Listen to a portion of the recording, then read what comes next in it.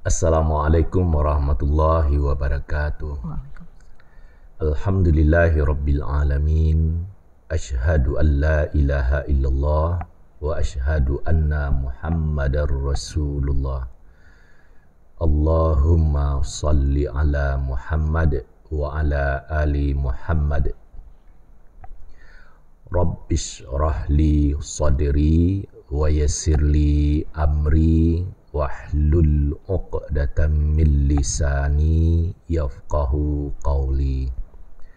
Pendengar yang berbahagia, sudah sampai pula waktu yang dijanjikan. Sebelumnya pemahaman tentang penyelenggaraan jenazah yang dimulai dari menghadapi sakratul maut, memandikan dan mengafani. Sekarang materi kita adalah terampil tentang salat jenazah, tentu dengan permasalahannya. Salat jenazah dari segi hukum dia fardu kifayah. Fardu kifayah itu apabila sudah ada yang lain mengerjakannya, maka yang lainnya sudah terbebas pula dari kewajiban tersebut.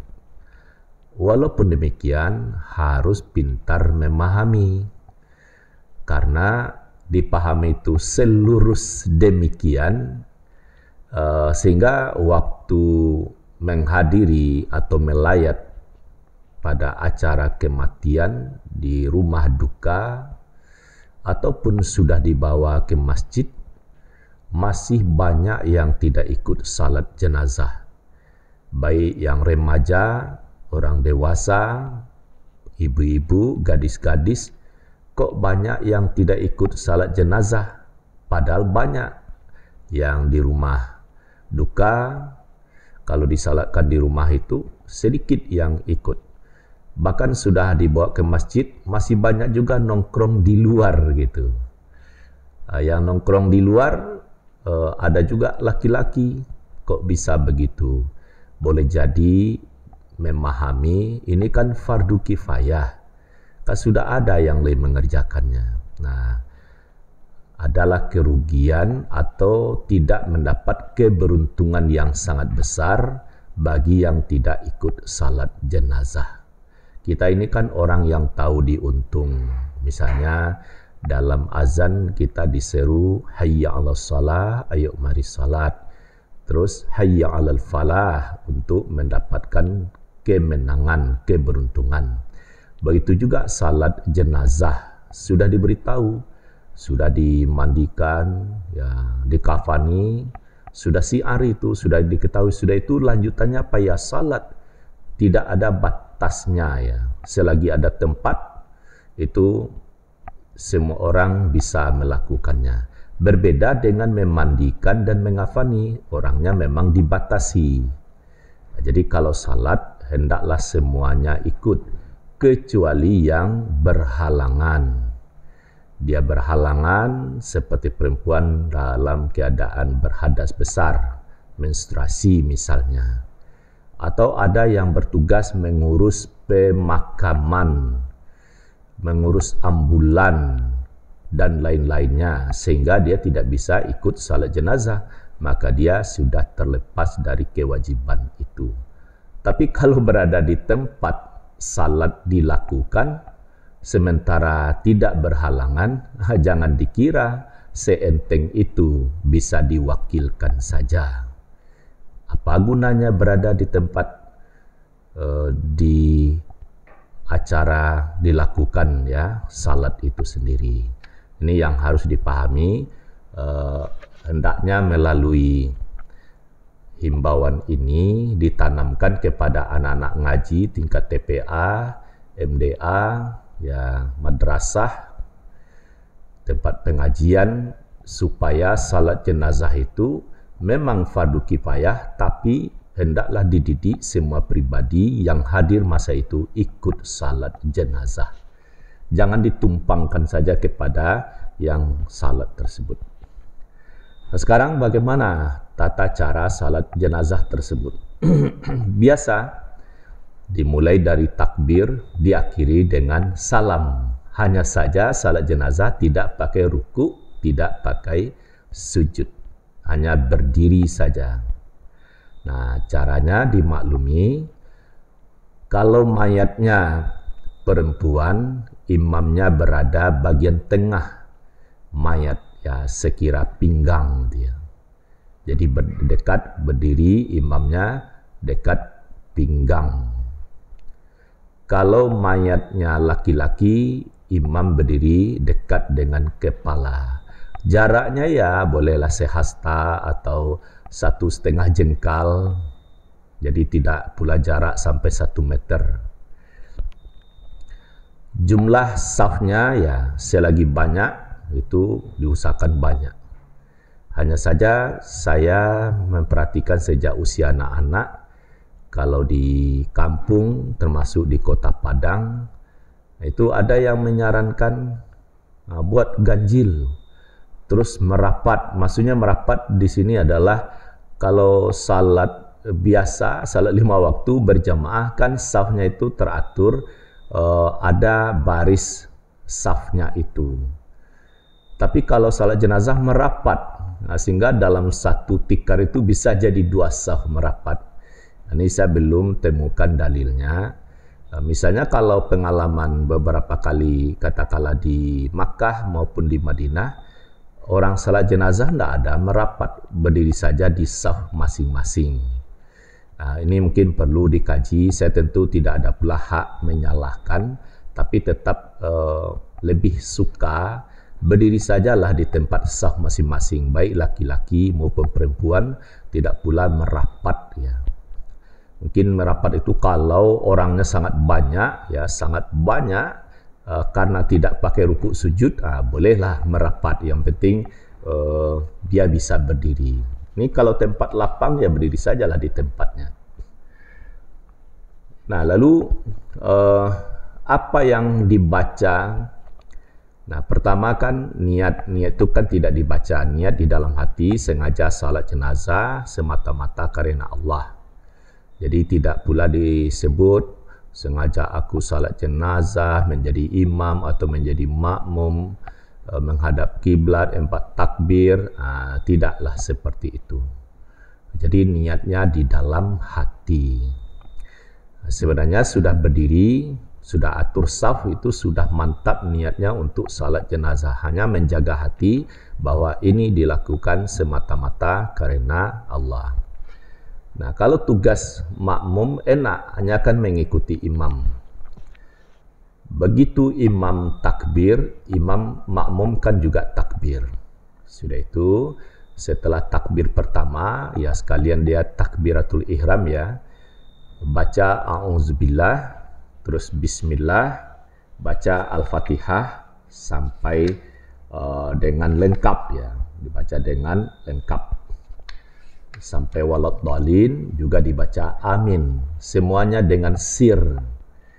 Memang dulu di Pasaman sudah lama terjadi keributan. Ributnya begini, ada imam menjaharkan bacaan.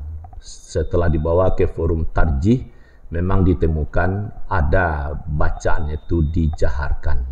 Jadi kita tidak boleh serta-merta menyalahkan jika ada terjadi perbedaan dari kebiasaan. Tapi untuk mencari aman tentunya kita amalkan yang lazim, yang sudah biasa, dan diduga ini lebih mendekati kepada kebiasaan atau sunnah.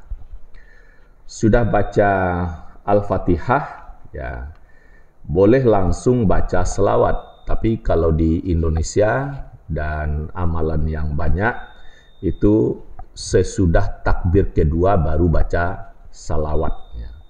Allahumma salli ala Muhammad wa ala ali Muhammad sampai innaka hamidum majid. Itu biasa. Sudah itu imam takbir, makmum takbir juga. Apalagi baca doa untuk jenazah ya. Doanya lumayan agak panjang, tapi setelah dilihat, dibaca keterangan, dibaca ya juga guru menyampaikan, Kalau dulu seperti Buya Radin Rahman dalam membimbing penyelenggaraan jenazah, kalau sekiranya tidak hafal yang panjang, boleh yang pendek.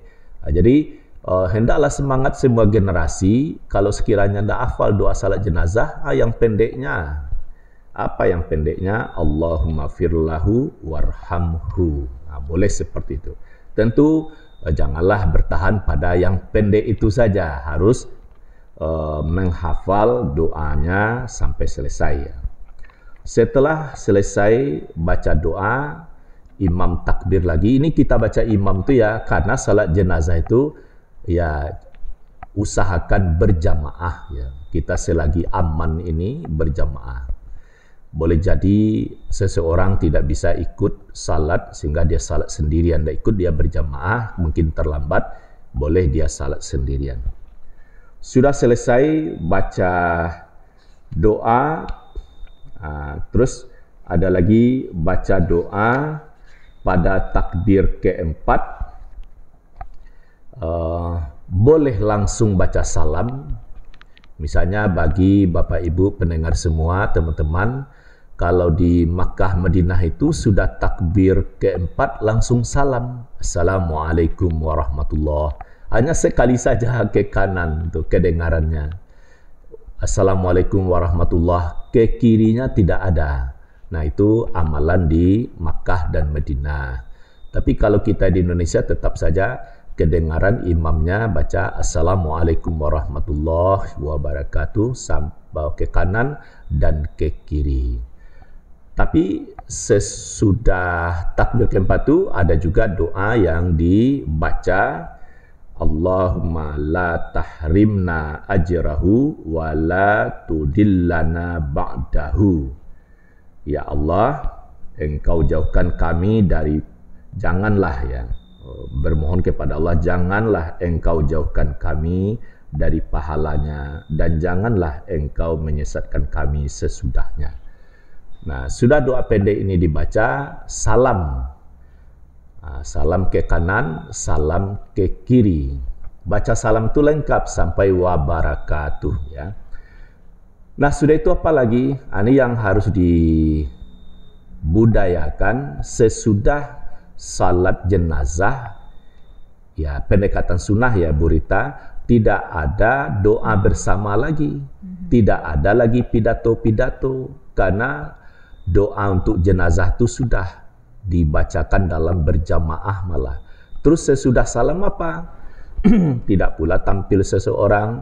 Makanya orang enggan menjadi imam itu nanti apa pula doanya. Nah, sehingga banyak diamalkan di tengah masyarakat begini. Kalau yang salat itu katakanlah anaknya yang mengimamkan, dia tidak cakap membaca doa yang panjang, sesudah salat, sehingga tampillah seseorang yang mungkin merasa lebih alim atau dipercaya, dia tampil baca doa, ya kadang-kadang doanya lumayan pula panjangnya, lebih panjang pula daripada salat tadi. Padahal kalau dibaca pembahasannya tidak seperti itu. Sesudah salam, apa pekerjaan? Segera mengangkat mayat dengan tertib menuju kuburan. Itu ya. Mungkin ini akan dipertanyakan, tapi paling tidak saya coba sampaikan sedikit.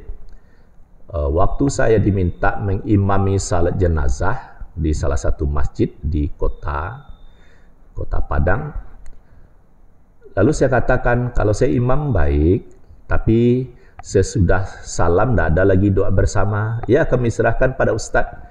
Nah, sebelum salat saya komentar sedikit, Bapak Ibu jamaah semua, nanti sesudah salam tidak ada doa bersama. Jadi tugas kita ya yang bertugas nanti mengangkat jenazah dengan tertib. Begitu selesai salat, salam, ya saya mundur, ayo silahkan diangkat, sehingga orang ada juga wajah kebingungan karena sudah terbiasa doa bersama sesudah salat jenazah. Tapi karena saya imam, saya sudah ada pengantar sebelum salat, akhirnya jenazah memang diangkat. Terus memang ada juga satu atau dua berkata-kata, tidak ada ya didoakan, tidak ada ya didoakan, padahal sudah didoakan. Nah itulah kira-kira pembahasan kita secara singkat. Mari kita dalami dalam diskusi ini. Diserahkan pada Bu Rita. Baik, terima kasih Ustadz untuk pengantar.